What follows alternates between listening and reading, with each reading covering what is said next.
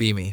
24 years old, working part-time at a GameStop in a dying mall that smells like teenage desperation and cinnamon pretzels.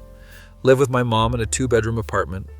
Not ideal, but rent is insane, and she actually doesn't mind having me around.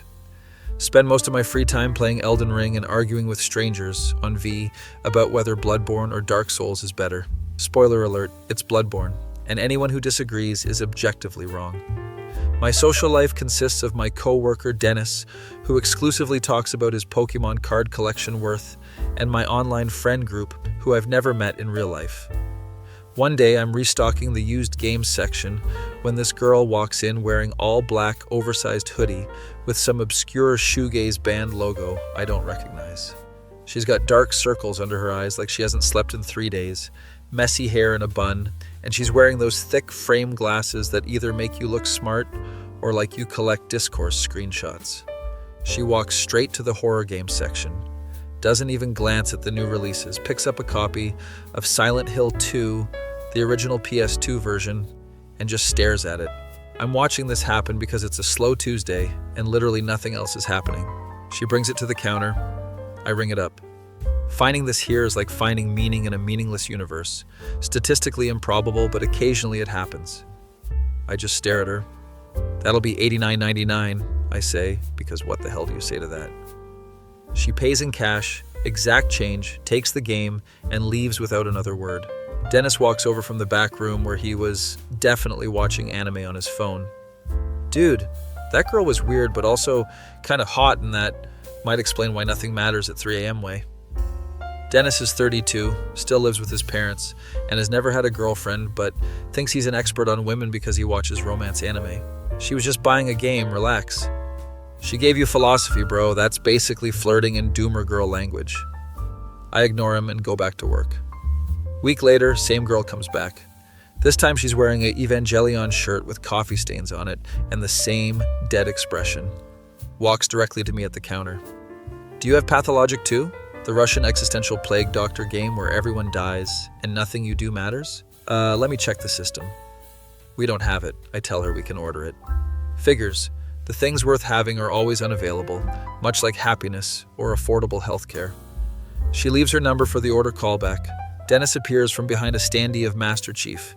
Dude, she gave you her number. It's for the game order, you walnut. That's how it starts.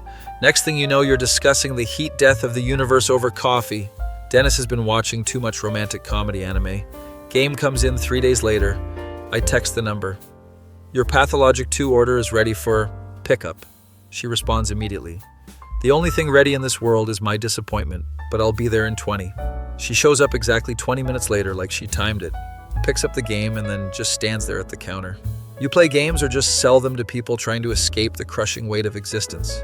I play mostly Souls games and whatever random shit looks interesting. Souls games, so you enjoy suffering. That tracks for someone working retail. Is she roasting me or flirting? I genuinely cannot tell. What's your build in Elden Ring? She asks. We end up talking for 30 minutes about dexterity versus strength builds and whether magic is cheating. She argues that magic is the only ethical choice because if the universe gave you cosmic powers, not using them is just performative suffering. Dennis is watching this entire interaction from behind the strategy guide shelf like a creep. Before she leaves, she stops at the door. I'm Riley, by the way, in case you need to curse my name for wasting your time. I'm Anon, and you didn't waste anything. Not like I was doing something important. She almost smiles, then leaves. Dennis rushes over immediately. Bro, you're in! She's totally into you. She literally just wanted to talk about video games. That's exactly what girls do when they like you. They talk about your interests. I'm pretty sure Dennis learned everything about women from Toradora, and it shows. Next few weeks, Riley starts coming in regularly, always buys weird, obscure games, always has some nihilistic comment ready. Got any recommendations for games where you can actually win? I'm trying to match my gaming experience to my life experience. I recommend her Spec Ops: The Line and Nier Automata. She comes back a week later looking even more tired. I finished Nier Automata, cried for 2 hours, questioned the nature of consciousness, and now I want to fight you for recommending it. So you liked it? I hate that I liked it. Feelings are exhausting. We start texting outside of game orders. Nothing crazy, just random stuff about games, music, whatever. She sends me her Spotify playlist at 2 a.m., It's all Radiohead, Slowdive, and depressing indie bands I've never heard of. I send her mine, a lot of video game OSTs and occasional rap. She responds, "Your music taste says you're either coping or you've achieved enlightenment, possibly both." One day she texts, "Want to co-op some Elden Ring? I need someone to watch me die repeatedly to millennia." We exchange PSN names, play for like 5 hours straight. She's actually pretty good. Way better than Dennis, who panic rolls into every attack. During a loading screen, she voice chats. This is nice. Having someone to suffer with makes the suffering almost tolerable. That's the most romantic thing anyone's ever said to me. She laughs, actual genuine laugh, not her usual dry chuckle. Don't get used to it. I have an emotional range of like 3 settings, and they're all variations of tired. We beat millennia after like 40 attempts. She's screaming into the mic, I'm screaming. It's beautiful chaos. After that, we start hanging out outside of gaming. First time we meet up in person outside GameStop, we go to this shitty diner that's open 24 hours. It's 11 p.m. on a Wednesday, because neither of us have normal schedules. She orders black coffee and fries. I get a burger. "So what's your deal?" she asks, dumping salt on her fries like she's seasoning them for the apocalypse. "My deal?" "Yeah, like your damage. Everyone's got damage. What's yours?" I tell her about dropping out of college after 2 years because I had no idea what I wanted to do with my life, and the debt was piling up. How I moved back with my mom, who's been dealing with health issues, and I help her out. How I feel stuck in this weird limbo of being too old to be a kid, but too broke and directionless to be a real adult. She nods like she gets it. I dropped out too, philosophy major, realized I was paying $40K a year to be told that nothing matters by professors who don't actually believe their own lectures. What do you do now? I work overnight at a warehouse, stocking shelves. It's monotonous, which is perfect because it requires zero emotional investment. We sit in silence for a minute, just eating. You ever feel like we're all just NPCs in someone else's game? She asks suddenly. Like we're just going through predetermined dialogue options? Sometimes, yeah, especially at work when customers ask the same 5 questions every day. See, that's the issue with consciousness. We're aware enough to see the patterns, but not powerful enough to break them. She's doing the thing where she gets philosophical about random stuff. But then again, I say, NPCs don't know they're NPCs, so the fact that we're questioning it means we're probably player characters, just really bad at the game. She actually smiles at that, like a real smile. I like that. We're just bad at the game, not losing, just bad. Dennis texts me while I'm at the diner. "How's the date going?" I text back, "It's not a date, we're just hanging out." "That's what a date is, you dense cabbage." I put my phone away. Riley and I end up staying at that diner until 3 a.m. talking about everything. Anime we watched growing up. She's a big Lane and Texanalize fan, which explains a lot. Music, she's super into My Bloody Valentine and Cocteau Twins. I pretend to know more about shoegaze than I do. We talk about 4chan. She admits she browses Lit and Mew, calls R9K a containment board for people who gave up. You ever post on R9K? She asks. Sometimes mostly just lurk and laugh at the absurdity. It's sad but also kind of comforting knowing there's thousands of other people who also have no idea what they're doing. We talk about movies. She loves slow, depressing art films. I'm more into dumb action movies and horror. You ever see Annihilation? She asks. Yeah, that movie. Messed me up. The bear scene lives in my head rent-free. Right? That movie gets what horror actually is. It's not jump scares. It's the fear of losing yourself, of becoming something else. This girl is either the smartest person I've met, or she's just really good at sounding smart. Either way, I'm into it. We leave the diner. She's parked next to me. This was cool. We should do it again, she says, looking at her car keys. Yeah, she gets in her car, a beat-up Honda Civic covered in band stickers and anime decals. Before she drives off, she texts me. Thanks for not being weird. I text back. Thanks for also not being weird. She responds, I'm definitely weird. You just have low standards. Fair point. Next few weeks, we hang out regularly. It becomes our thing. Late night diner trips, gaming sessions. Sometimes we just drive around listening to music. One night we're sitting in her car in an empty parking lot at 2 a.m. listening to Loveless by My Bloody Valentine.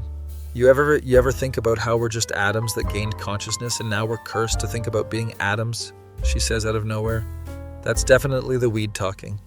She laughs, passes me the joint we've been sharing. No, but seriously, we're just stardust that got anxious.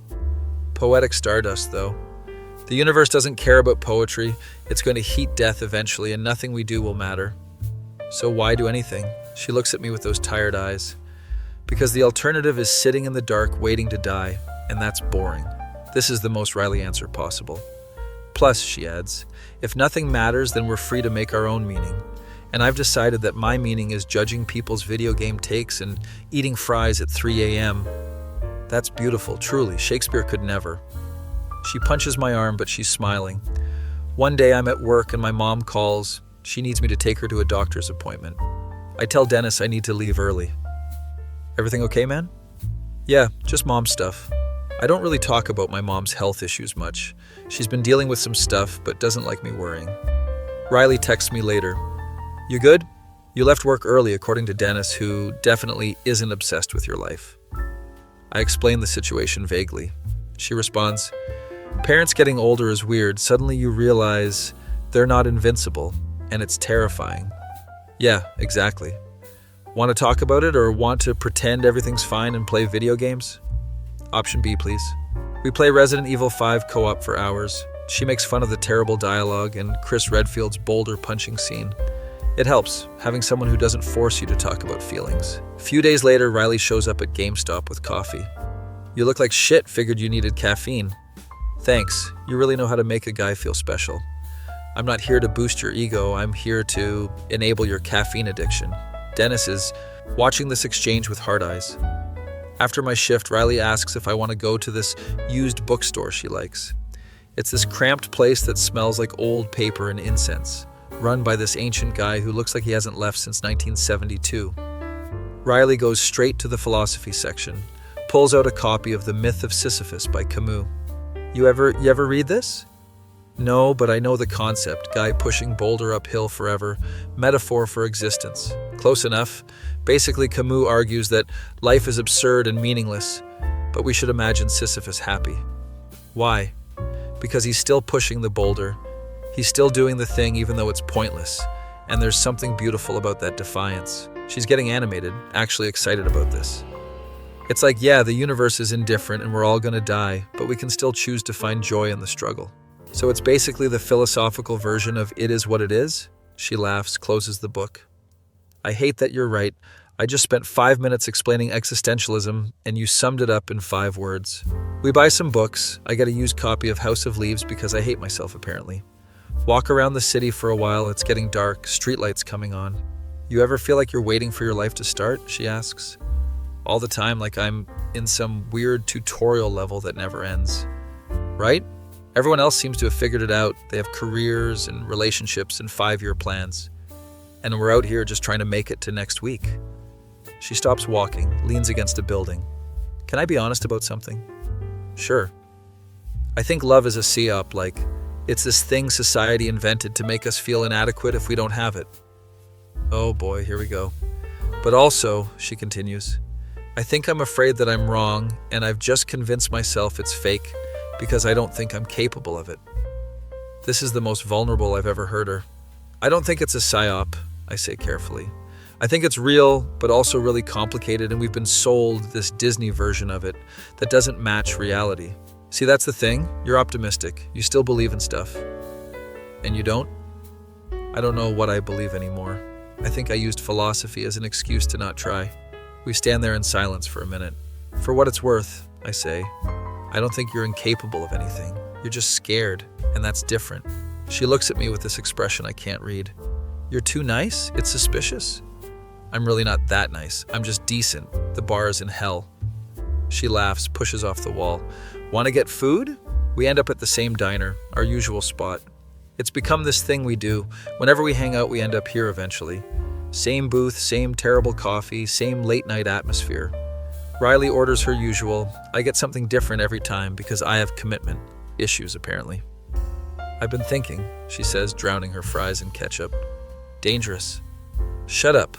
I've been thinking about what you said, about love being real but complicated.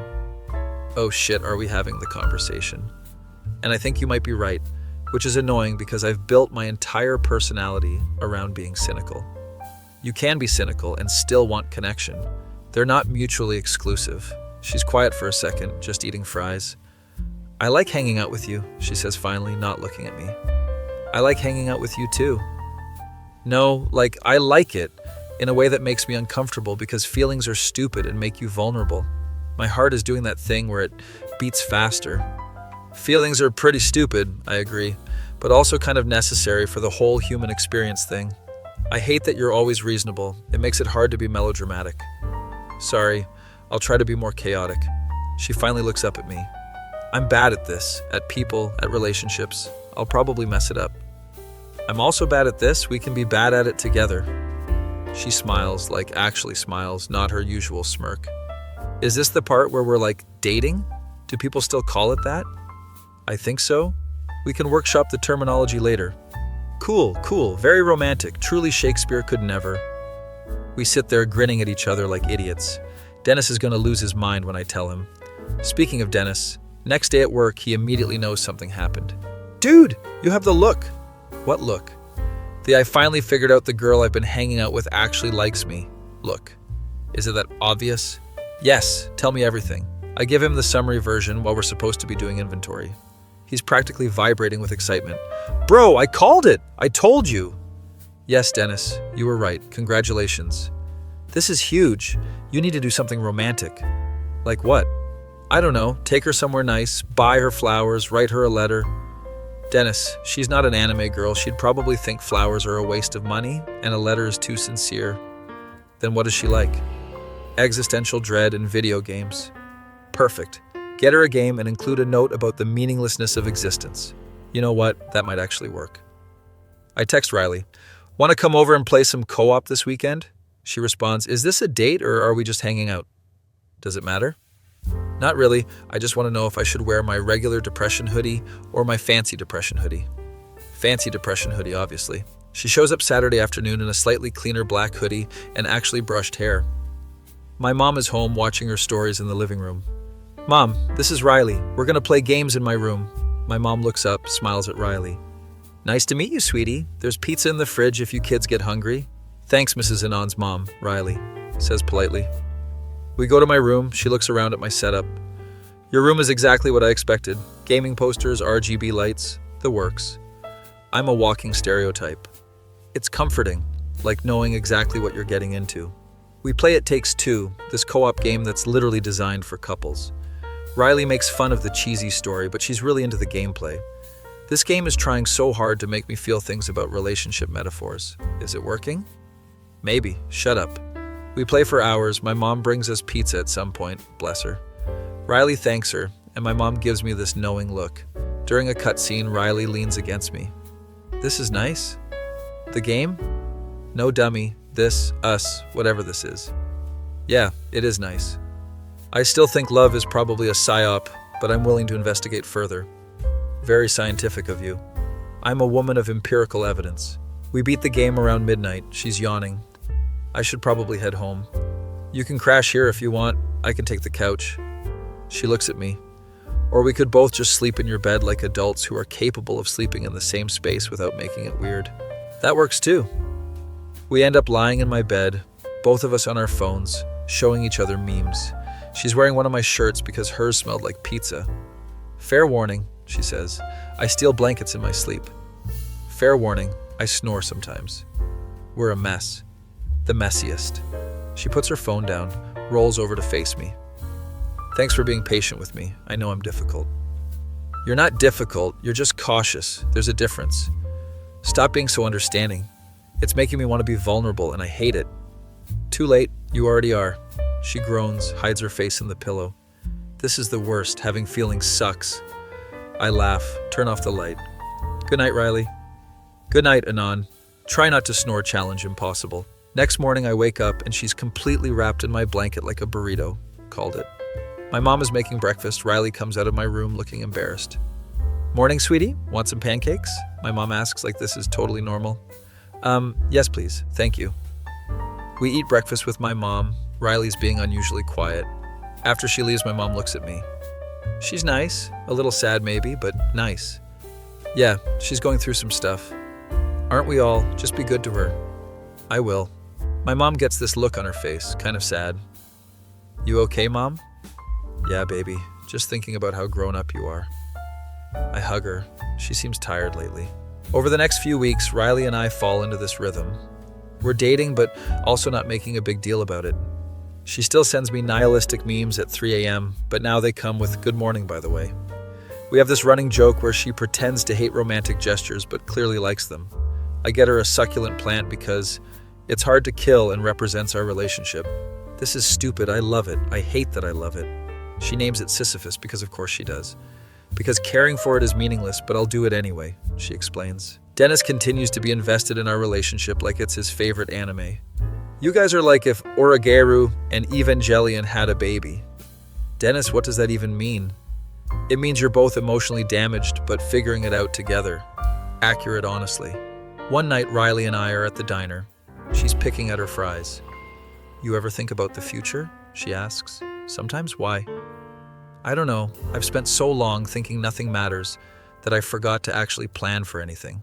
What would you want to do if you could do anything? She thinks about it. Maybe go back to school, maybe not philosophy this time, maybe something practical. Like what? I don't know, maybe psychology.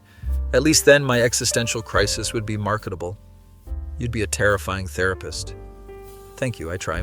We talk about possibilities, maybes, what ifs. It's the first time I've heard her talk about the future like it's real. What about you? She asks. I've been thinking about maybe doing some online courses, figure out what I actually want to do. Look at us, being all aspirational and shit. Character development. She reaches across the table, takes my hand. I'm glad I met you. Even if the universe is meaningless, this feels meaningful. That's the most romantic thing you've ever said. Don't get used to it. I have a reputation to maintain. We sit there holding hands across a diner table at midnight, and yeah, maybe love isn't a psyop after all. Or maybe it is and we're just really committed to the bit. Either way, I'm good with it. My face when my doomer girlfriend thinks love is a conspiracy theory, but still sends me good morning texts every day. That feeling when you find someone who gets your weird, and you get their weird, and suddenly, the meaningless universe feels a little less meaningless. Be me. 3 months into dating Riley, things are actually going well for once in my life. She's still pessimistic about everything, but now she's pessimistic while holding my hand, so that's progress. Still working at GameStop with Dennis, who has appointed himself as our relationship counselor, despite never being in a relationship. One random Tuesday, I'm restocking the Nintendo section when my mom calls. Hey baby, can you come home after work? I need to talk to you about something. Her voice sounds off, like she's trying to sound normal but failing. Everything okay? Just come home when you can, it's important. Spend the rest of my shift anxious as hell. Keep dropping games, Dennis notices. You good, man? You seem stressed. Mom wants to talk about something important. She sounded weird. I'm sure it's fine. Probably just wants to discuss bills or something boring. I want to believe that. Get home around 6 p.m. Mom is sitting at the kitchen table with papers spread out. Medical documents. I can see them from the doorway. My stomach drops. Sit down, sweetie. I sit. She's got that look parents get when they're about to tell you something that changes everything. I went to the doctor last week for those tests I mentioned. They found something. The world gets really quiet. It's cancer, stage 3, in my pancreas. I just stare at her. My brain can't process the words. They caught it late. I've been having symptoms for months, but I thought it was just stress and getting older. What does that mean? What's the treatment? She explains chemotherapy, radiation, all these medical terms that sound like a foreign language. Survival rates, 5-year outlook, all these percentages that feel both abstract and terrifyingly real. I'm gonna fight this, but I wanted you to know what we're dealing with. I don't know what to say. What do you even say to that? Okay, we'll figure it out. What do you need? Right now, I just need you to be here. We'll take it day by day. I hug her, and she feels smaller somehow. Fragile, in a way I've never noticed before. Spend the rest of the night researching pancreatic cancer on my phone. Every article is more depressing than the last. Stage 3, survival rate is like 10 to 20%. Most people don't make it past 2 years. I'm reading these statistics and feeling like I'm drowning. Riley texts around 11 p.m. You alive? You didn't send me your usual meme dump. I call her instead of texting. Hey, what's up? I tell her about my mom. My voice cracks halfway through. She's quiet for a second. I'm coming over. Riley, it's late. You don't have to. Shut up. I'm already in my car. She shows up 20 minutes later in pajama pants and a hoodie, hair messy like she just rolled out of bed. We sit in my car in the driveway because I don't want to be inside right now. This is so messed up, I say, staring at nothing. Yeah, it really is. I don't know what to do. Like, what am I supposed to do? She takes my hand. You can't do anything except be there. Cancer doesn't care about our plans or what's fair. That's not helpful.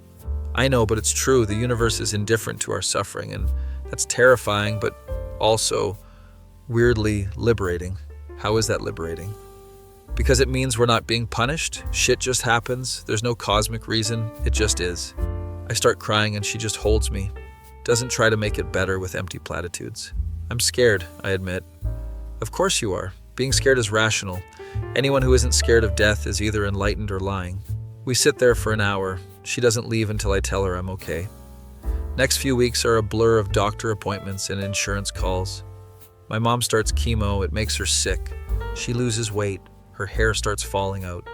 She handles it with this grace that breaks my heart, always trying to stay positive for my sake. I'm fine, baby. Just a bad day. Tomorrow will be better. But some days she can't get out of bed. Some days she throws up everything she eats. I take more shifts at GameStop to help with medical bills. Dennis covers for me when I need to take mom to appointments. Take all the time you need, man. Family first. Riley comes over most nights after her warehouse shift, brings food, helps clean, just sits with us. My mom loves her. She's good for you. She doesn't treat me like I'm dying. I appreciate that. Riley has this way of just being normal around my mom, talks to her about regular stuff, shows her memes on her phone. One night, Riley is washing dishes while I help mom to bed. She's having a rough day. Your girlfriend is special. Don't mess it up. I won't, Mom. Good, because girls like that don't come around often. Ones who show up when things get hard. Mom falls asleep, and I go back to the kitchen where Riley is still cleaning. You don't have to do that. I know, but I want to. Besides, washing dishes is meditative. Gives me time to contemplate the void. Even now, she's making jokes. Thank you for being here for everything. Where else would I be? Playing video games alone in my apartment? This is way more meaningful than grinding an Elden Ring. I hug her. She hugs back tight. We're going to get through this, she says, and for a second I believe her. At work, Dennis keeps trying to cheer me up with increasingly ridiculous stories about his Pokemon card investments.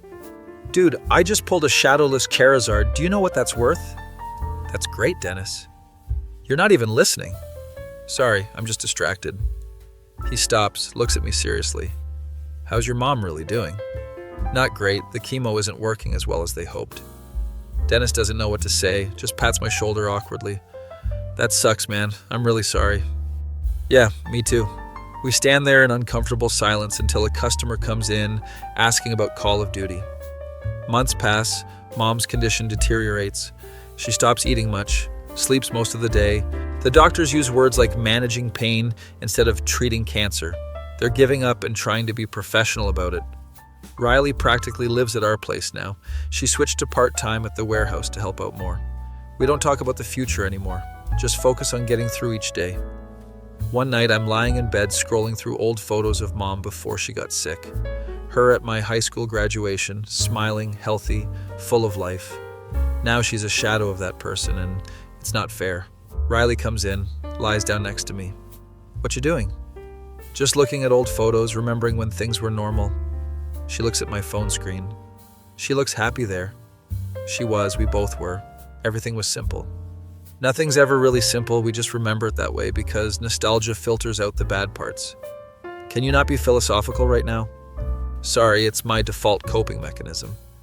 She puts her head on my chest. For what it's worth, I think she's proud of you. Proud of how you're handling this. I'm not handling it. I'm barely keeping it together. That's handling it. Keeping it together is overrated anyway. We fall asleep like that, too tired to move. A few weeks later, Mom asked me to sit with her. She's having one of her clearer days. I need to talk to you about practical stuff, boring adult things. She explains her will, her life insurance, where important documents are. Mom, don't. You're going to get better. Baby, we both know that's not true, and that's okay. I've made peace with it. Well, I haven't. She takes my hand. Her skin is paper thin now, bruised from all the IVs. I know this is hard, but I need you to listen. She tells me she wants to be cremated. Wants her ashes spread at this beach we used to go to when I was a kid. Tells me not to spend a lot on the funeral. It's a waste of money I'd rather you use for yourself. Tells me she's sorry for leaving me, for not being there to see me figure life out. You gave me a good life, Mom. You have nothing to apologize for. I wish I could have given you more, a better start, a college fund, something. You gave me everything that mattered. We both cry, holding hands in her bedroom that smells like medication and lavender air freshener. Promise me you'll live your life, not just exist, but actually live. I promise. And take care of Riley. That girl loves you, even if she's too scared to say it. I will. That night, Riley comes over. I tell her about the conversation. She's preparing you. That's what people do when they know the end is coming. I hate this. I hate all of it. I know, death is the worst part of being alive, the fact that everything ends. How are you so calm about this? She looks at me with those tired eyes. I'm not calm, I'm terrified, but I learned a long time ago that the universe doesn't care about our feelings, so we might as well accept reality. That's bleak even for you. Yeah, well, dating you has made me slightly less nihilistic. You're a bad influence. I almost laugh. My mom said you love me. Riley freezes, looks panicked. She's on a lot of medication. Sometimes people say things. Riley. Okay, fine. Yeah, I probably do. Happy? This is terrible timing. I love you too, in case that wasn't obvious. This is the worst, having feelings during a crisis. Very inconvenient. You're ridiculous. You're stuck with me now. I said the words. There's no takebacks. We kiss, and it tastes like tears and chapstick. 2 weeks later, I'm at work when I get the call from hospice. You should come home. Her breathing has changed. It's probably time. I drop everything. Dennis doesn't even ask, just nods. I call Riley on the way. She's already in her car, heading to the house. We get there at the same time. The hospice nurse meets us at the door. She's stable but fading. You should say your goodbyes. Mom is in her bed, unconscious, breathing shallow and irregular. I sit next to her, hold her hand. Hey, Mom, it's me. I'm here. Riley stands in the doorway, giving us space. I talk to Mom for a while, tell her it's okay to let go, that I'll be all right. Thank you for everything, for being the best mom, for always believing in me even when I didn't believe in myself. Her breathing slows, longer pauses between each breath. I love you so much, I'm gonna miss you every day. Riley comes over, puts her hand on my shoulder. Mom takes one last breath and then just stops. The room is so quiet. The nurse comes in, checks for a pulse, nods. I'm sorry for your loss. I'll give you some time. I just sit there holding Mom's hand. It's still warm, but she's gone. Riley kneels next to me, doesn't say anything, just stays close. I don't know how long we sit there. Time feels weird. Eventually I stand up, kiss Mom's forehead one last time. Goodbye, Mom. The next few days are a blur of phone calls and paperwork and funeral arrangements. Riley handles most of it because I can barely function, just walking through motions. Dennis comes to the funeral, brings his parents who never met my mom, but come anyway because Dennis insisted. I'm so sorry for your loss, man, Dennis says, hugging me awkwardly. Thanks for coming. Of course, you're like my best friend. Where else would I be? I didn't know Dennis considered me his best friend. Makes me tear up again. The funeral is small, just some of Mom's coworkers and neighbors, handful of relatives I barely know. Riley gives a short speech about how Mom always made her feel welcome, how she was kind to everyone. I can't speak. If I try to talk, I'll break down completely. We spread her ashes at the beach like she wanted. It's a gray day, overcast, fitting. Riley holds my hand as I pour the ashes into the ocean, watch them disappear into the waves. She's free now, Riley says quietly. No more pain, no more suffering. Yeah, we stand there watching the ocean until it starts to rain. Back at the apartment, it feels wrong, too. Empty, too quiet. Mom's things are still everywhere. Her coffee mug in the sink, her reading glasses on the table. I can't bring myself to move anything. Riley stays with me. She's basically moved in at this point. Not that we discussed it, just happened. First few weeks, I barely leave the apartment, call in sick to work, just exist in this fog. Riley works her shifts, then comes home, makes me eat, makes sure I shower, basic human maintenance. You need to keep existing even when you don't want to, she says, not unkind. What's the point? The point is that your mom wanted you to live, and right now living means brushing your teeth and eating something. She's right, but I hate that she's right. Dennis texts me every day, stupid memes and Pokemon facts trying to make me smile. Did you know Slowpoke takes 5 seconds to feel pain? Relatable content for these difficult times. It's dumb, but it helps. Eventually I go back to work, can't afford not to, bills don't stop because you're grieving. Everything feels mechanical. Scan games, make small talk, go home, repeat. Customers ask, "How are you?" And I say fine automatically, even though I'm absolutely not fine. One day I'm organizing the horror section and just start crying in the middle of the store. Dennis finds me behind the fatal frame display having a breakdown. Hey, it's okay, man, take a break, go to the back room. I sit in the break room crying while Dennis covers the floor. He comes back during a slow period with a Monster Energy drink. I don't know what to say that won't sound stupid, but I'm here if you need anything. Thanks, Dennis. Seriously, you're a good friend. We're Pokemon rivals, man. Gotta look out for each other. I almost laughed through the tears. That night, Riley and I are watching some dumb anime. I'm not really paying attention. You know it's okay to not be okay, right? She says during a commercial break. I know, logically I know, but I feel guilty for being sad, like I should be stronger. Grief isn't a weakness, it's just love with nowhere to go. That's surprisingly poetic for you. I've been reading, trying to understand how to help you. She's been reading grief counseling books. I find them hidden under her side of the bed. You don't have to fix me, Riley. I'm not trying to fix you. I'm just trying to be here while you're broken. There's a difference. I kiss her. Tastes like the cheap ramen we had for dinner. I love you. I don't think I say that enough. I love you too, even though feelings are terrifying and irrational. Very romantic. I'm doing my best. Emotional vulnerability is not my strong suit. Weeks turn into months. The sharp pain of grief becomes a dull ache. I start sorting through Mom's things, keep some stuff, donate most of it, find old photo albums, her journals, letters she wrote to my dad before he left. Riley helps me go through everything, doesn't rush me, lets me cry when I need to. Your mom had good handwriting, she observes, reading an old birthday card. Yeah, she was big on sending actual cards, said emails were impersonal. She was right. There's something about physical objects that digital can't replace. We spend a whole weekend organizing memories. It's exhausting and cathartic. I keep Mom's favorite coffee mug, her reading glasses, a sweater that still smells like her perfume. The rest goes to Goodwill. Mom would have wanted her stuff to be useful to someone. One night I'm cooking dinner, Mom's recipe for spaghetti. Riley is setting the table.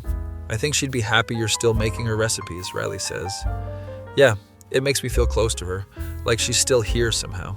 Maybe she is, not literally, but through the things she taught you, the person you became because of her. When did you become so wise? I've always been wise, you just weren't paying attention. We eat dinner and I tell Riley stories about Mom, childhood memories, funny moments.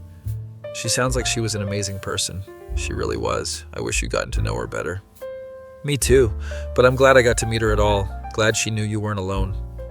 That makes me emotional again. Seems like everything does lately. Sorry, I'm a mess. You're allowed to be a mess. Your mom died. Being a mess is appropriate.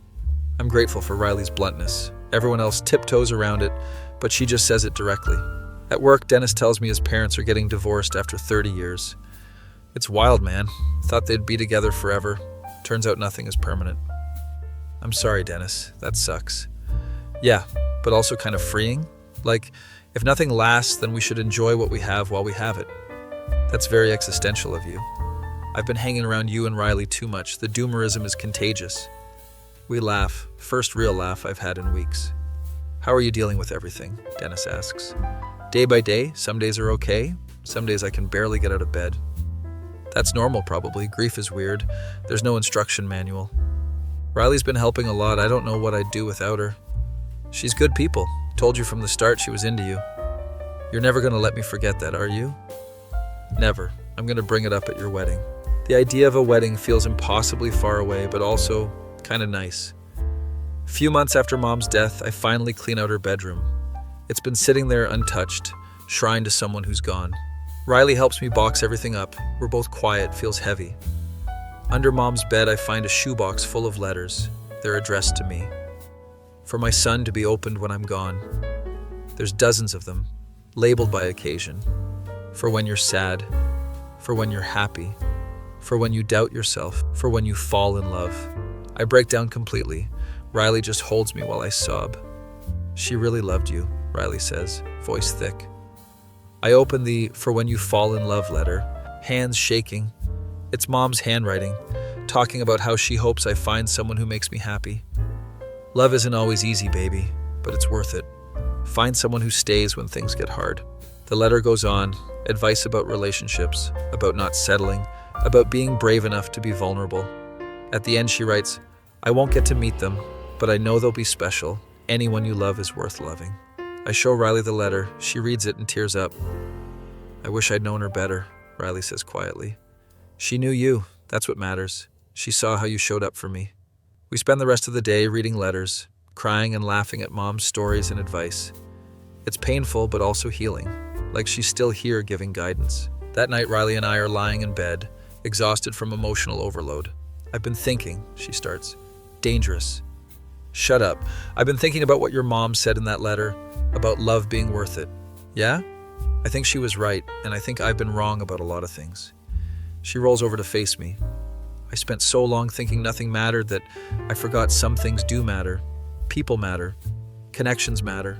Character development. Major character development. I'm basically a different person than 6 months ago. You're still a doomer, just a slightly more optimistic doomer. I prefer realistic doomer with occasional hope, has a better ring to it." I kiss her forehead. "Thank you for staying, for everything. I couldn't have survived this without you." "You would have survived. Humans are weirdly resilient, but I'm glad I could help." "Still think love is a psyop?" She's quiet for a second.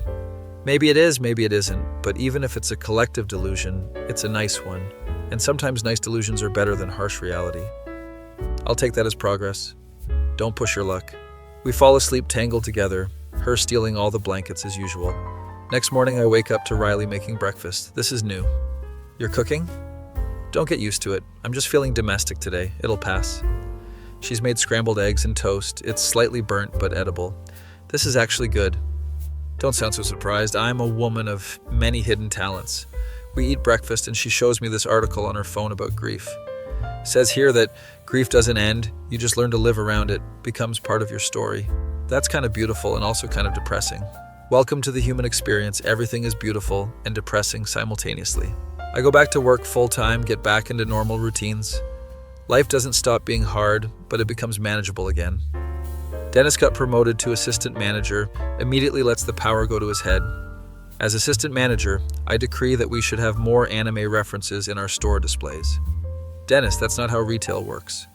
Watch me revolutionize GameStop culture." He lasts 2 days before the district manager tells him to calm down. Riley picks up more shifts at the warehouse, starts talking about maybe going back to school. Psychology still, or something else? Maybe social work, helping people who are going through shit, seems meaningful. You'd be good at that. I'd be terrible at it, but in a helpful way. 6 months after Mom's death, we're at the beach spreading her ashes. It's the anniversary. Felt right to come back. "You doing okay?" Riley asks. "Yeah, I miss her, but it doesn't hurt quite as sharp anymore." "That's good. Means you're healing."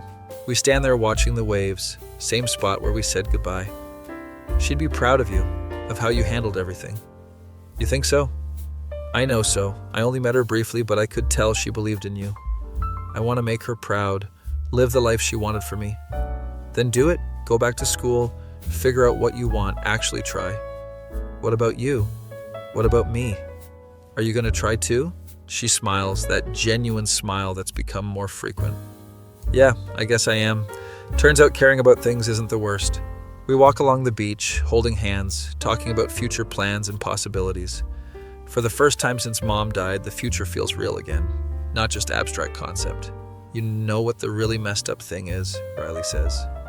"What?" "Your mom dying taught me more about living than anything else. Seeing you grieve and keep going. It changed how I see things."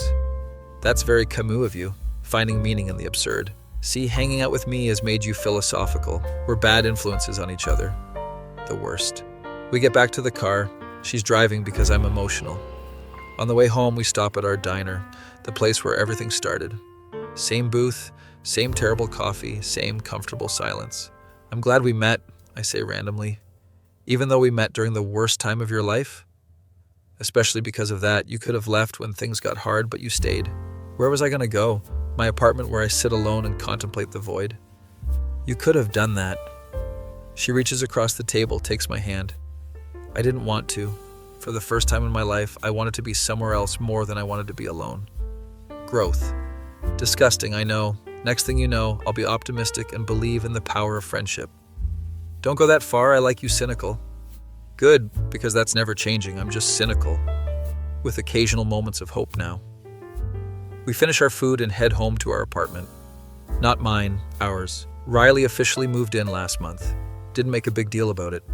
Just gradually her stuff accumulated until one day I realized we were living together. Life continues. Days turn into weeks, turn into months. Grief becomes part of my daily existence, not consuming me, but always there. Some days I think about Mom and smile. Some days I cry. Both are okay. Riley. And I fall into comfortable domesticity. We're that couple now. The one that has inside jokes and coordinated grocery shopping and debates about whose turn it is to do dishes. Dennis visits often, brings his girlfriend Maya, who he met at a Pokemon tournament. This is my Misty, he says, introducing her, completely serious. Maya rolls her eyes, but she's smiling.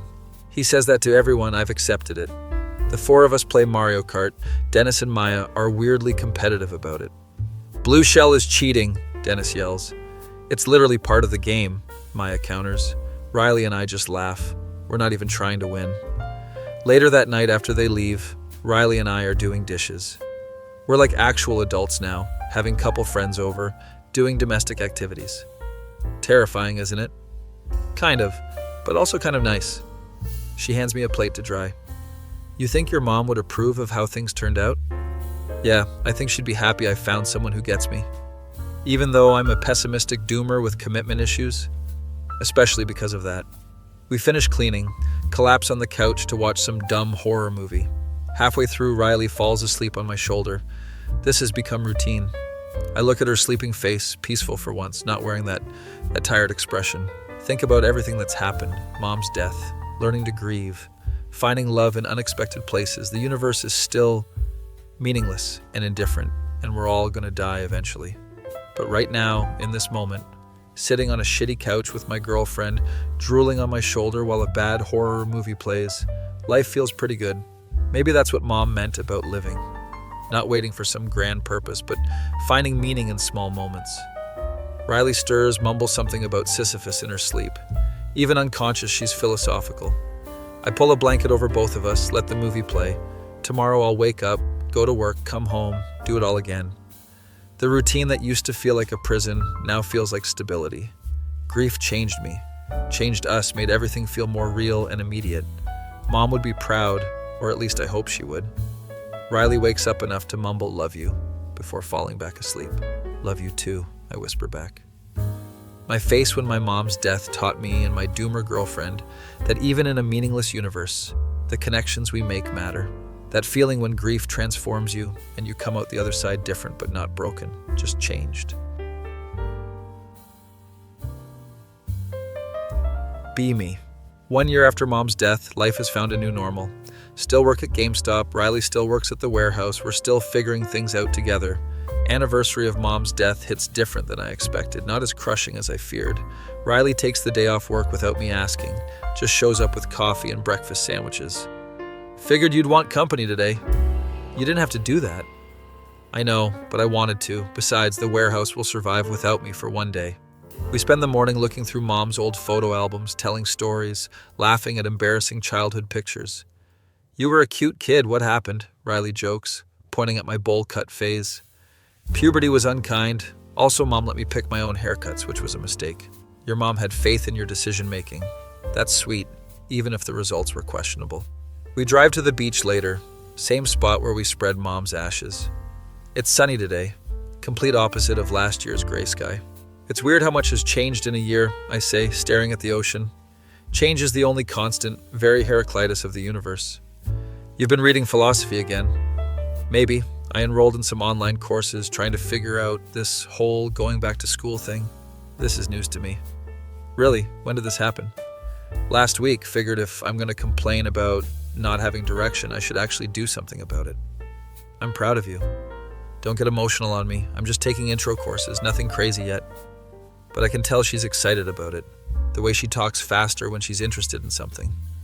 We sit on the beach for hours watching people, talking about everything and nothing. I think your mom would be happy with how things turned out, Riley says eventually. Yeah? Why's that? Because you're still here, still trying, still living. That's what she wanted. We're both still here. Yeah, we are, against all odds in my better judgment. She leans her head on my shoulder. Thank you for not giving up on me when I was being difficult about feelings. You weren't that difficult. I told you love was a government conspiracy. I was absolutely difficult. We laugh. Comfortable silence settles in. Back at the apartment that night, I'm going through some of Mom's letters I haven't read yet. Find one labeled for when you're happy. Open it carefully. Mom's handwriting still makes my chest tight. My sweet boy, if you're reading this, it means you found happiness again. I'm so glad. The letter talks about how she always worried I'd close myself off after she was gone. Don't let grief make you smaller. Let it make you more compassionate, more present, more alive. She writes about wanting me to travel, to take risks, to not play it safe just because life is short. Safe is boring, baby. Go do something that scares you. I'll be cheering you on from wherever I am. I show Riley the letter. She reads it, quietly. Your mom was wise, also slightly chaotic. I respect that. She always pushed me to try new things, even when I was scared. So what are you gonna do? What scares you? I think about it. Honestly, quitting GameStop and going back to school full-time scares me. Feels like a huge risk. Then maybe that's what you should do. Easy for you to say. You have job security at the warehouse. I quit yesterday, actually. I stare at her. You what? Quit. Gave my 2 weeks. I'm going back to school full-time in the fall. Got accepted to the State University's social work program. Riley, that's huge. Why didn't you tell me? I'm telling you now. Also, I was scared you'd think I was being impulsive. You? Impulsive? Never. She throws a pillow at me. I'm serious though. I've been saving money, got some financial aid, figured it's now or never. I'm really proud of you. This is big. Thanks. It's terrifying, but also kind of exciting. Turns out I'm capable of hope. Disgusting. Her doing this gives me courage. Next day at work, I talked to Dennis about potentially going back to school. He's restocking the indie games section, wearing his assistant manager badge like it's a medal. Dude, you should totally do it. Follow your dreams and all that motivational poster crap. But what about money? I need to pay rent, bills, all that adult stuff. You could do part-time here. I'd work around your schedule. Perks of being assistant manager. You'd do that? Of course, man, you're my best friend. Also, you're one of the only employees who actually knows about games. I don't know what to say. Dennis is being genuinely supportive. Also, he continues, Maya and I are moving in together, so if you need a roommate situation figured out, I can help. You're moving in with Maya? That's huge. I know, right? My parents think I'm crazy, but she makes me happy, so screw it. Dennis has grown a lot. Still obsessed with Pokemon, but more confident. That night I talked to Riley about the possibility of going back to school.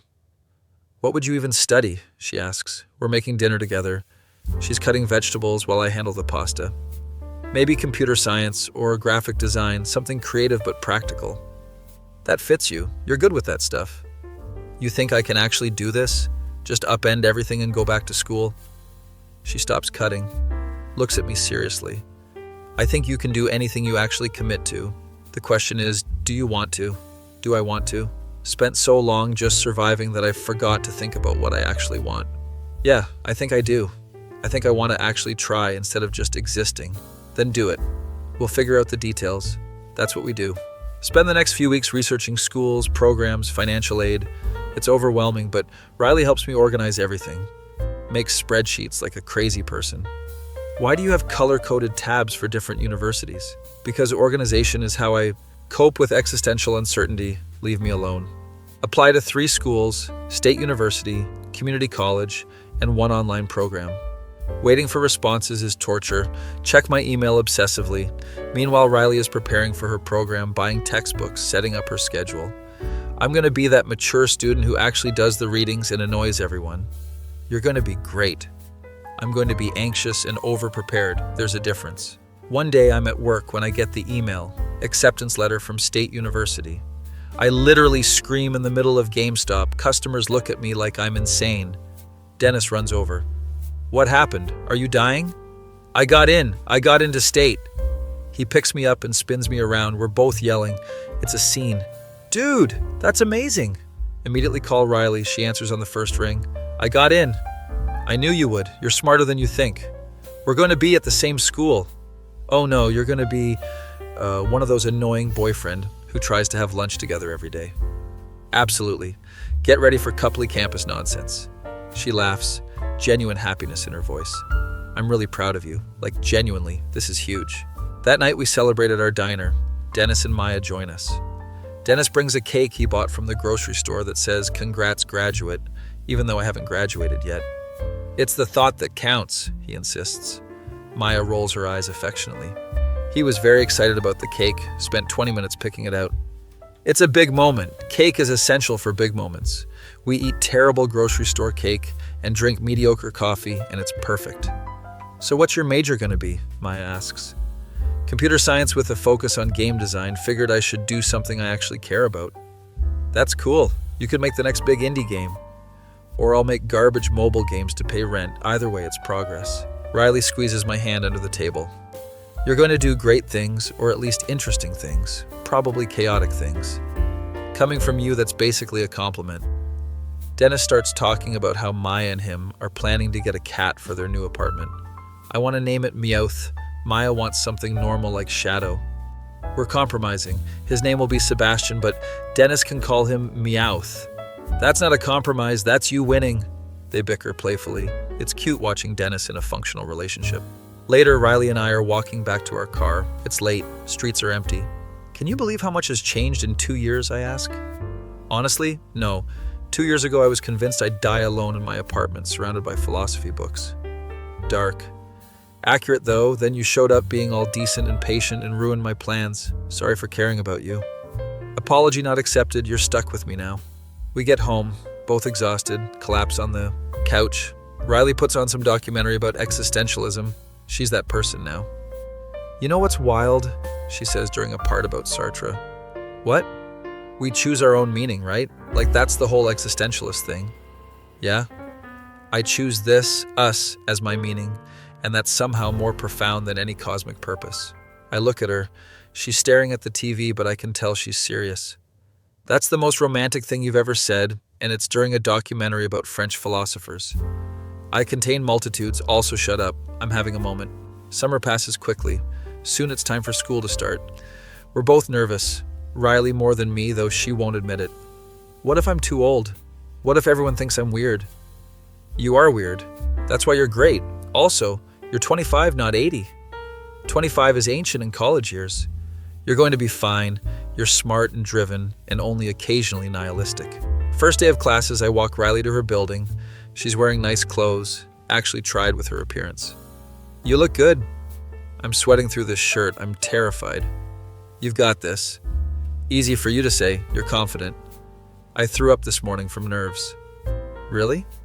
Really, we're both disasters, but we're disasters with degrees to earn. She kisses me, quick and nervous.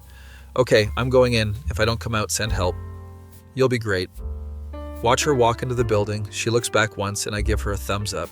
My first class is Intro to Programming, room full of 18-year-olds and me. Professor is this guy in his 40s who immediately starts talking about how most of us will drop out. Programming isn't for everyone.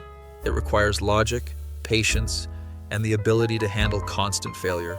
Great, encouraging. Kid next to me leans over. Dude, this professor sucks already.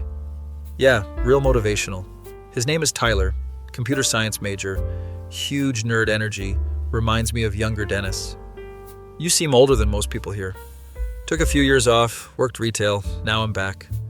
That's cool, my brother did that, said it gave him perspective. We end up partnering for the first assignment, building a basic program.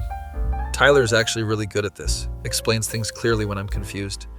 So basically, the loop continues until the condition is false? Exactly, you're getting it. Maybe this won't be so bad. Meet up with Riley for lunch between classes. She's at a picnic table reading her social work textbook. How was your first class? Intense. Professor talked for an hour about systemic oppression, and I'm already overwhelmed. Sounds on brand for social work. How was yours? Professor told us we'd probably fail, met a kid who's good at programming. Overall mixed experience. She shares her sandwich with me. We watch other students walk by. We're really doing this, she says. Yeah, we really are. It's weird being back in school. I feel old and young at the same time.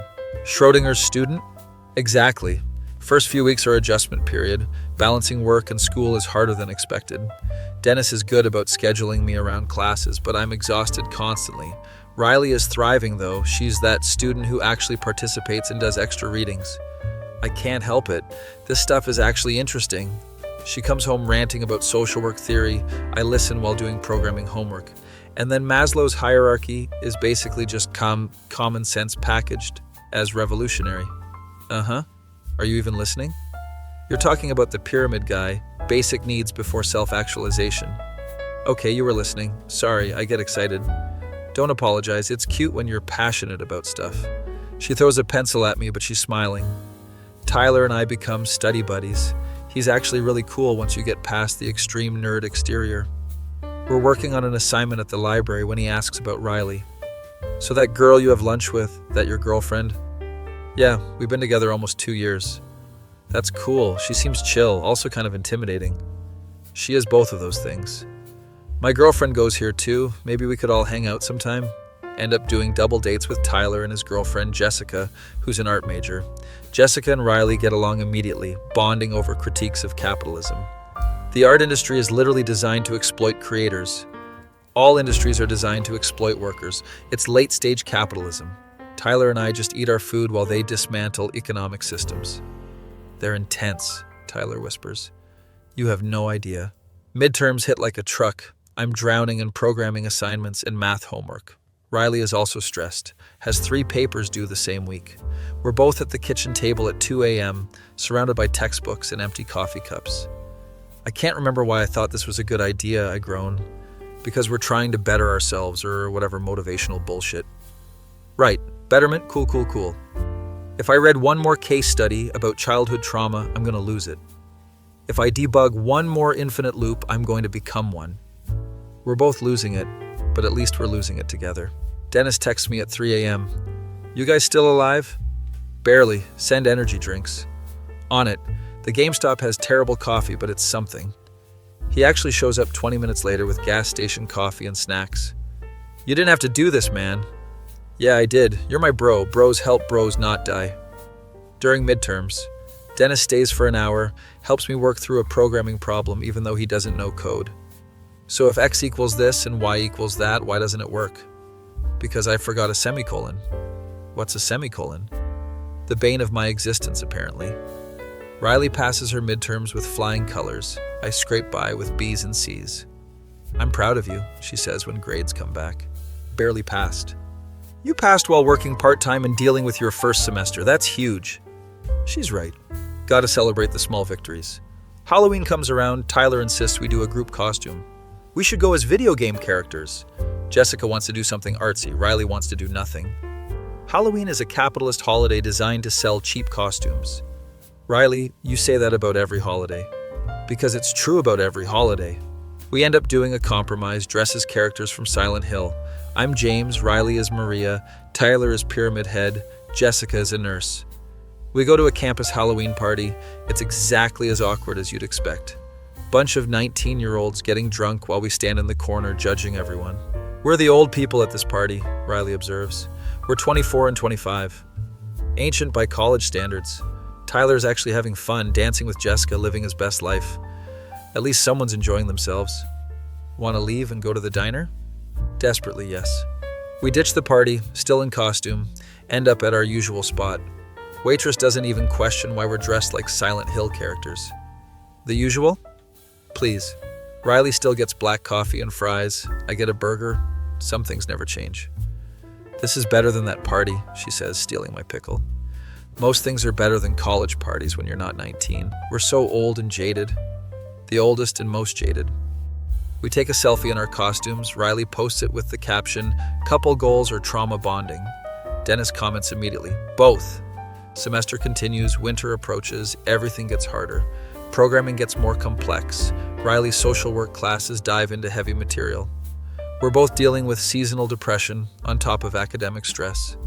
I hate winter. Everything is dead and cold and pointless, Riley complains. Very on brand for you. At least I'm consistent. One particularly bad day, I bomb a programming test, like completely fail it. Sit in my car in the parking lot having a small crisis. Maybe I'm not smart enough for this. Maybe I should just drop out. Riley calls, can tell something's wrong immediately.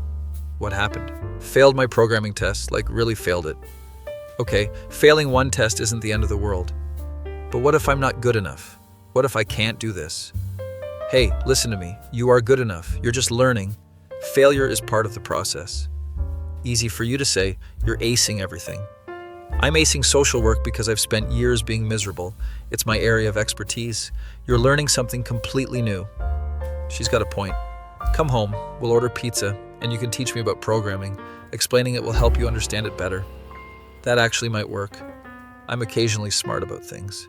Spend the evening explaining programming concepts to Riley. She asks questions that make me think differently.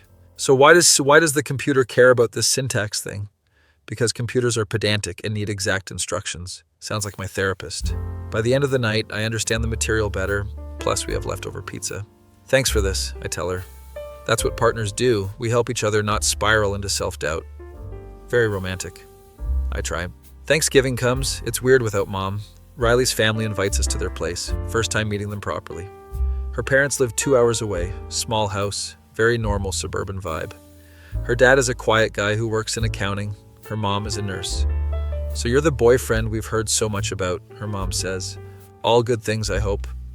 Mostly complaints about how you're too optimistic, her dad jokes. Riley looks embarrassed. Dad? What? You do complain about his optimism. Dinner's nice, normal family stuff. Feels bittersweet without Mom. Riley's mom asks about school, our plans, very standard parent questions. Riley tells us you lost your mother. I'm very sorry. Thank you, it's been hard, but I'm managing. She also says you've been very supportive of her going back to school. We support each other. It's kind of our thing. Riley squeezes my hand under the table. After dinner, her dad pulls me aside. You're good for her. She's been happier since she met you. She's good for me too. Take care of each other. That's what matters. Driving back that night, Riley is quiet. You okay? Yeah, just thinking about how different things are now. Good different or bad different? Good, definitely good. Weird, but good. Your parents are nice. They try. They don't really get me, but they try. That's all anyone can do, really. Finals approach. Everyone is stressed beyond belief. The library is packed 24/7. Everyone looks like they haven't slept in days. Tyler and I have camped out at a table for 3 days straight. I can't feel my brain anymore, he groans. What brain? We killed those hours ago. Jessica brings us food, bless her. You two need to sleep at some point. Sleep is for people who aren't trying to pass data structures. Riley is in similar state, writing papers and studying for exams. We've basically become caffeinated zombies. One night we're both so exhausted we just lie on the floor of our apartment. Why did we think this was a good idea? Riley asks the ceiling. Because we're idiots with ambition. Worst combination. The absolute worst. We lie there for an hour, too tired to move. Somehow we both pass our finals, not with amazing grades, but we pass. Winter break feels like emerging from a cave, blinking in the sunlight. We survived, Riley says, collapsing on our couch. Barely. Barely still counts. Spend winter break recovering, sleeping normal hours, playing video games.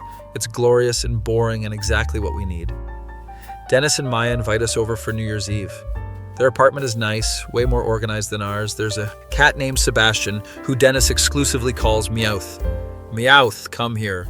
His name is Sebastian, Maya corrects automatically. They've clearly had this argument many times. We play board games and watch the ball drop on TV. New year, new semester, new opportunities to fail spectacularly, Riley toasts.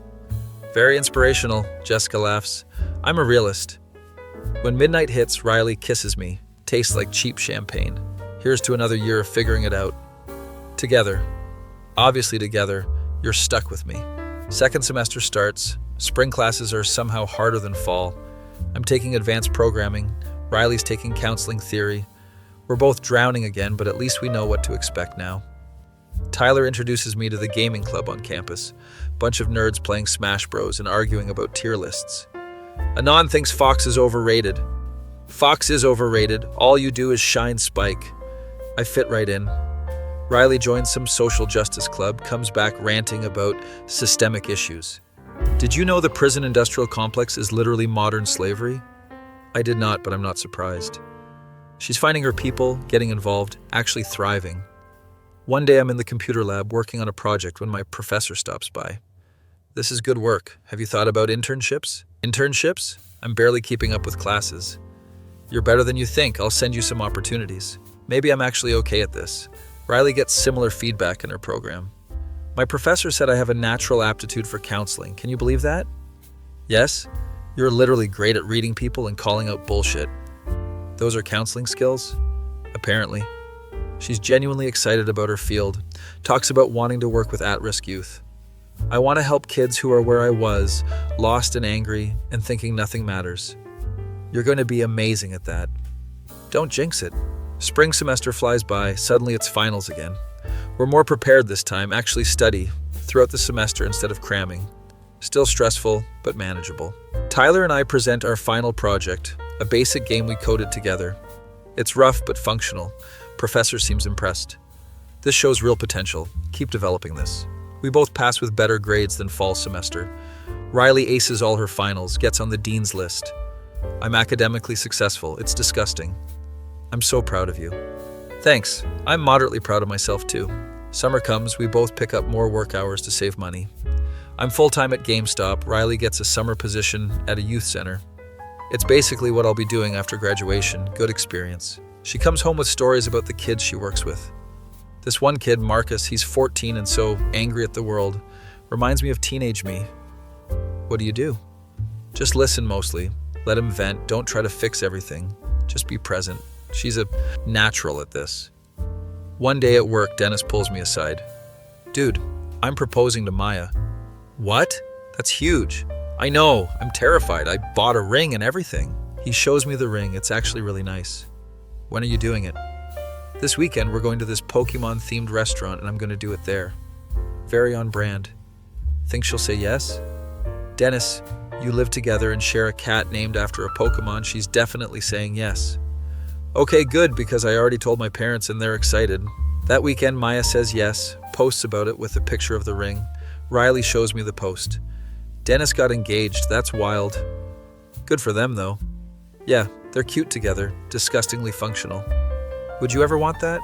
Marriage and stuff? She's quiet for a second. Maybe. I don't know. Marriage feels like a social construct, but also I like the idea of choosing someone permanently. Very, you answer. What about you? I think I'd like it eventually. Not now, but someday. Someday is acceptable, puts off making major life decisions.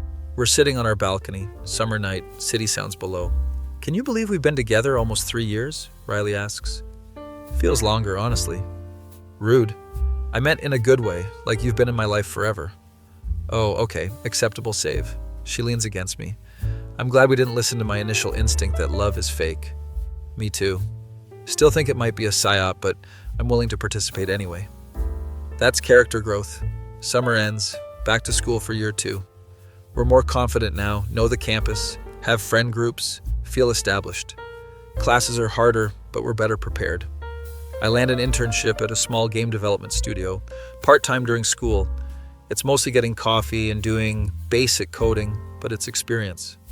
Riley gets a practicum placement at a community mental health center. I'm seeing actual clients, supervised but still, real people with real problems. She's nervous but excited. We're both growing, becoming the people we want to be. One night we're studying. She's reading case files. I'm debugging code. You ever think about the future? She asks. Sometimes. Why? I've been thinking about after graduation, what comes next. What do you want to come next? She closes her textbook. I want to work with kids, maybe get my master's eventually, stay in this city because it feels like home now. That sounds good. What about you? I want to work in game dev, maybe indie scene, create things that matter to people the way games mattered to me. We have goals. Look at us being aspirational. Mom would be proud. Yeah, she really would. We sit in comfortable silence, both thinking about futures that feel possible. Year 2 continues, we hit our stride. Academics are still hard, but we're managing. Work and school balance gets easier.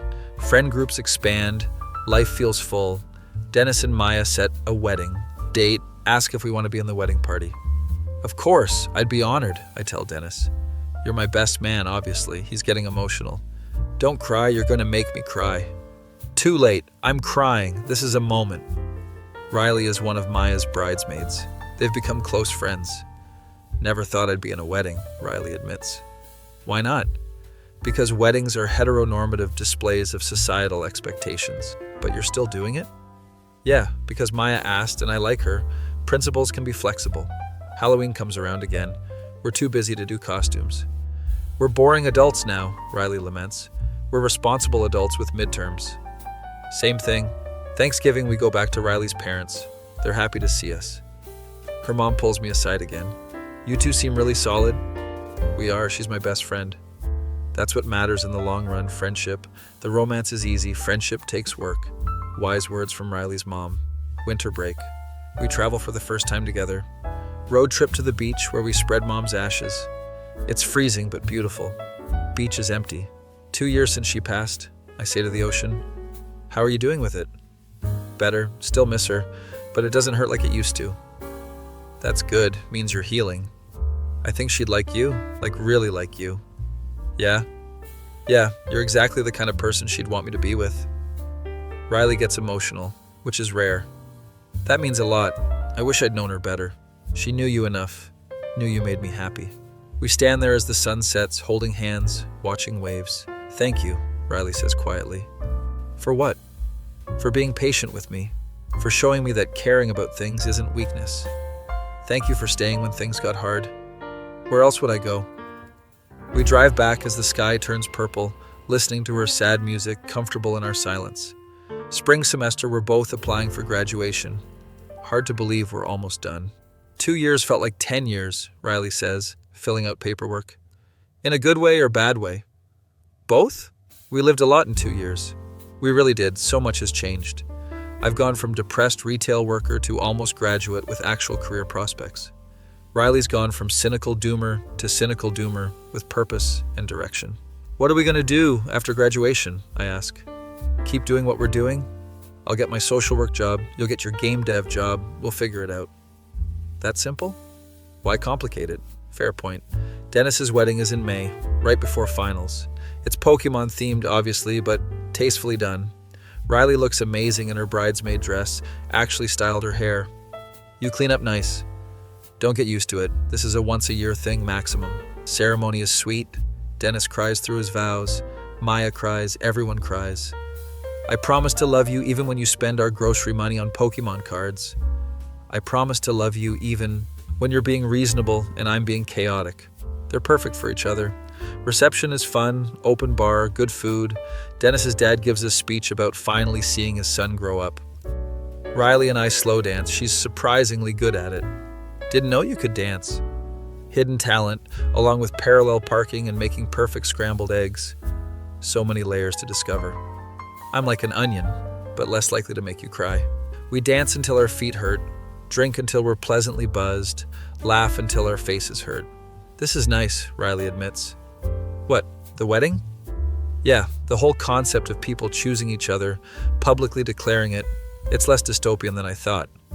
High praise from you. I'm evolving, becoming tolerable. Finals come and go, we both pass everything we need. Graduation day is surreal, wearing caps and gowns, sitting in uncomfortable chairs. Riley's parents are there, Dennis and Maya, Tyler and Jessica. My mom's chair is empty, but I feel her there somehow. When they call my name, I walk across the stage, accept my diploma, think about how far I've come. From selling video games and living with mom to college graduate with actual future. Mom would be so proud. Riley graduates summa cum laude. She's embarrassed by the recognition. It's just grades, doesn't mean anything. It means you're brilliant, accept the compliment. Fine, I'm brilliant. Now can we get food? We go to our diner, still in our graduation gowns. Same booth, same menu, same comfortable routine. We did it, Riley says, raising her coffee cup. We really did. 2 years ago, I was a warehouse worker who thought nothing mattered. 2 years ago, I was a GameStop employee grieving his mom. Look at us now, college graduates with prospects. Character development for real. We sit there grinning like idiots. What happens now? Riley asks. Now we figure out the next thing, together. Together sounds good. Yeah, it really does. A few weeks later, Riley gets hired at a nonprofit working with homeless youth. She's nervous but excited, keeps reading and rereading her employee handbook. What if I'm bad at this? You won't be. You're literally made for this job. How do you know? Because you care, and caring is like 80% of the job. First day, she comes home exhausted but happy. It's hard, like really hard. These kids have been through everything. But I think I can actually help, like make a real difference. She's found her calling. I start full-time at the game studio, entry-level programmer position. It's grunt work mostly, but I'm learning. Working on actual games people will play. My first project ships 6 months after I start. It's a small indie puzzle game. I'm credited as junior programmer. Mom's name is in the dedication. For my mom, who believed I could do anything. Riley plays the game, beats it in one sitting. This is really good, you made this. I helped make it, wasn't just me. Still, you're in Bibente. Credits, you're a real game developer now. It feels surreal but good. We settle into adult life. It's weird but nice. Work schedules, paying bills, grocery shopping, all the mundane stuff. But it's our mundane stuff, our life we're building. 1 year out of college, Riley gets a promotion, becomes a case manager. More responsibility, better pay, actual influence on policy. That's huge. It's terrifying. What if I mess up? You won't, and if you do, you'll fix it. That's how you are. She's really good at her job. Her supervisor says she's a natural. I get promoted to regular programmer. No more junior title. Leading small projects, mentoring interns, actually know what I'm doing. Life is stable. We're happy. Things are good. 3-year anniversary of Mom's death, we go back to the beach. It's become tradition. Once a year, remember and reflect. 3 years, Riley says, looking at the ocean. Yeah, feels like longer and also like yesterday. Time is weird like that. How are you really doing? She asks, always checking in. I'm good. I mean, I miss her, always will, but I'm okay. She'd be proud of you, of us. I think so too. We spread flowers on the water, sit on the beach until dark. I love you, Riley says randomly. I love you too. No, like, I really love you? In a way that scares me, because what if something happens? Then we deal with it. Together, like everything else. You're too rational. One of us has to be. She leans against me. We watch stars come out. I'm glad you walked into that GameStop. I'm glad you thought love was a Psyop but stayed anyway. Still think it might be, but I'm invested now, can't back out. Stuck with me. Tragically stuck. We sit there for hours talking about everything. Future plans, work stuff, Dennis and Maya having a baby, Tyler and Jessica getting engaged. Everyone's life is moving forward. You ever think about marriage? Riley asks, not looking at me. Sometimes. Why? Just curious, not proposing or anything, just wondering if it's something you'd want eventually. With you? Yeah, I think I would. She's quiet for a second. Okay, good to know, filing that away for future reference. We don't talk about it again that night, but it's there, possibility hanging in the air. A few months later, I'm working on a game project, indie thing, passion project. It's about grief and loss and learning to live again.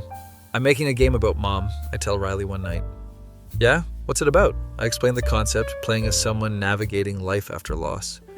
It's like a walking simulator, but with puzzle elements, finding meaning in mundane moments. That sounds beautiful and sad. That's the goal. Can I help? I don't know anything about games, but I could consult on the grief stuff. That would be perfect, actually. We work on it together. Her insights make it better, more real. It takes a year to finish. We do it in our spare time. When it's done, we upload it to indie game sites, free to play, just want people to experience it. It gets some attention. People write reviews about how it helped them process their own grief. You made something that matters, Riley says, reading comments. We made something that matters. Team effort. One random Tuesday, Riley comes home from work looking nervous. We need to talk. My heart drops. Those are scary words. Okay, what's up? She sits down, takes a deep breath. I got offered a position at a nonprofit in the city. Better pay, more resources. Dream job, basically. That's amazing. Why do you look nervous? Because I want to take it, but I wanted to make sure you're okay with it. With staying here, building our life here. Riley, of course I'm okay with it. This is huge for you. You're sure? Because once I take this, I'm committed. This is like career path stuff. I'm sure, take the job, do amazing things. I'm not going anywhere. She looks relieved. Okay, good, because I already accepted it. I just wanted to make sure we were on the same page. Very you move. I contain multitudes. She starts the new job, comes home every day excited about projects and initiatives. Finally found her place in the world. I'm working on another game, this one about finding connection in digital spaces. It's about two people who meet online and fall in love without ever meeting in person. Like us, but more pathetic? Exactly like us, but more pathetic. Life continues. We're both thriving in our careers. Bought a new couch, upgraded our gaming setup, got a cat named Camus because Riley insisted. French philosopher cat, it's perfect. Camus is antisocial and knocks things off counters, very on brand. 4 years after Mom's death, I'm at the beach again, this time alone. Riley's at a work conference, but told me to go, keep the tradition. Standing there talking to Mom like she can hear me. Hey Mom, it's been 4 years, a lot has changed. Tell her about work, about Riley, about life. I'm doing okay, better than okay actually, I'm happy. Riley's amazing, you were right about her, she's the one. I miss you every day, but it doesn't hurt like it used to, just aches sometimes. I think you'd be proud of who I've become. At least I hope so. Sit there for a while, just existing, feeling connected to something bigger. When I get home, Riley's back from her conference. How was the beach? Good. Talked to Mom, cried a little, felt weirdly peaceful after.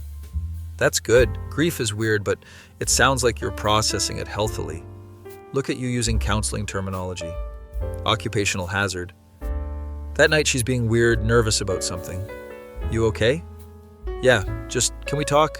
Here we go again. We sit on the couch, Camus immediately jumps on her lap.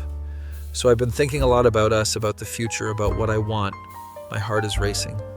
And I know I said marriage is a social construct and love might be a psyop. You did say those things, yes. But I also think that choosing someone, actively choosing them every day, that's radical. She's fidgeting with something in her pocket. And I choose you. I've been choosing you for almost 5 years now. She pulls out a ring. So will you marry me? Continue this probably fake, but feels real the thing we've got going? I'm speechless. She's proposing to me. You don't have to answer now. I know it's sudden. I wanted to ask before I lost my nerve. Yes. Yes? Yes, obviously yes. Are you kidding? She looks relieved and happy and scared. Really? Because I'm a disaster and I'll probably be terrible at being married.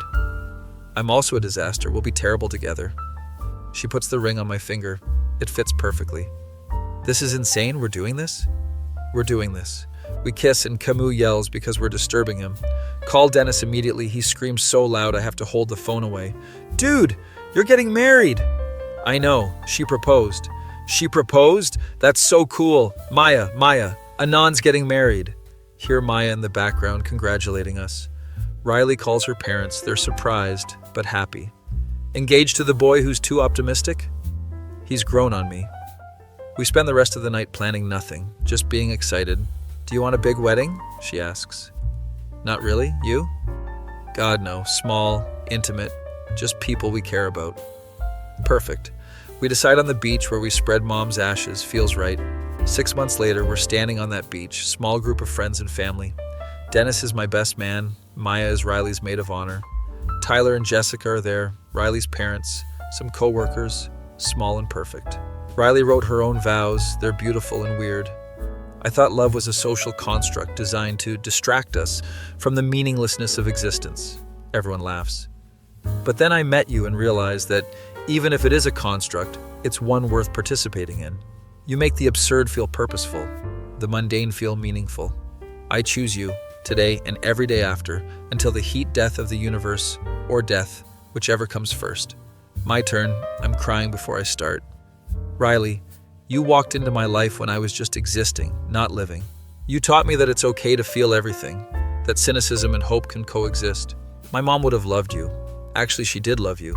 She told me before she died. You stayed when things got hard. You showed me what real love looks like. I choose you, always, even when you steal all the blankets and tell me my optimism is exhausting. We exchange rings, kiss as the sun sets. Everyone cheers. Camus is there in a carrier yelling about being outside. Reception is at our diner, rented out the whole place. Same booth where we had our first real conversation, where we've solved countless problems. Dennis gives a speech about how he knew from the start we'd end up together. I told him she was into him and he didn't believe me, but look at us now, Maya talks.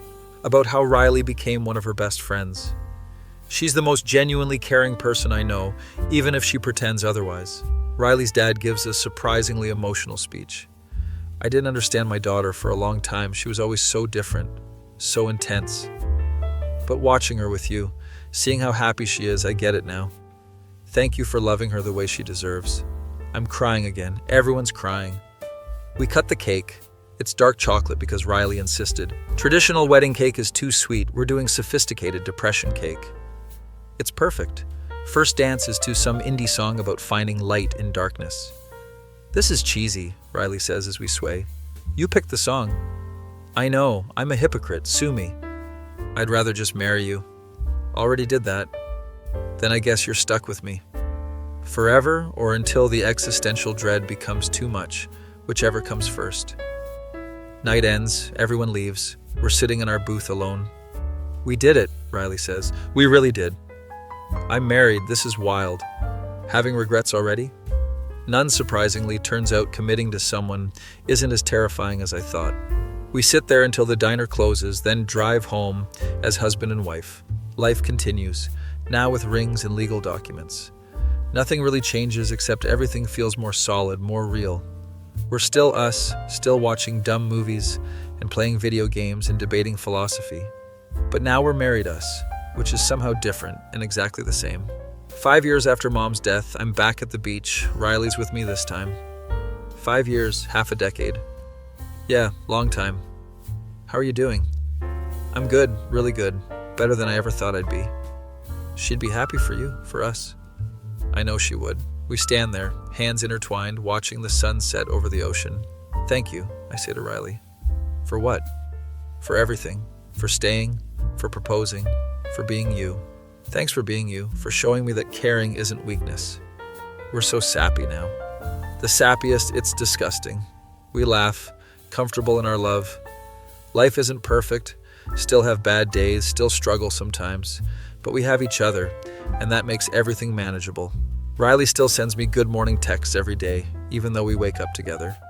I still make her coffee exactly how she likes it, black with a hint of existential dread. We're building a life together, one day at a time. Sometimes I think about where we started, two broken people finding each other, and now we're here, married, happy, thriving. Mom was right about everything, about living, about love, about taking chances. Wish she could see this, see us, see how far I've come. But maybe she can, maybe she's been watching all along. Sitting on this beach, married to the love of my life, doing work that matters, surrounded by friends. This is what she wanted for me, and I finally gave it to myself. Riley nudges me. You're thinking, too hard. I can hear your thoughts from here. Just reflecting on how far we've come. We've come pretty far, from GameStop employee and warehouse worker to functional adults. The most functional. Let's not oversell it. We sit there until stars come out, planning our next adventure. Life keeps moving forward and we move with it. Together, always together. My face when the girl who thought love was a psyop proposed to me on the beach where I spread my mom's ashes. That feeling when you realize that even in a meaningless universe, the meaning you create with someone matters more than anything else.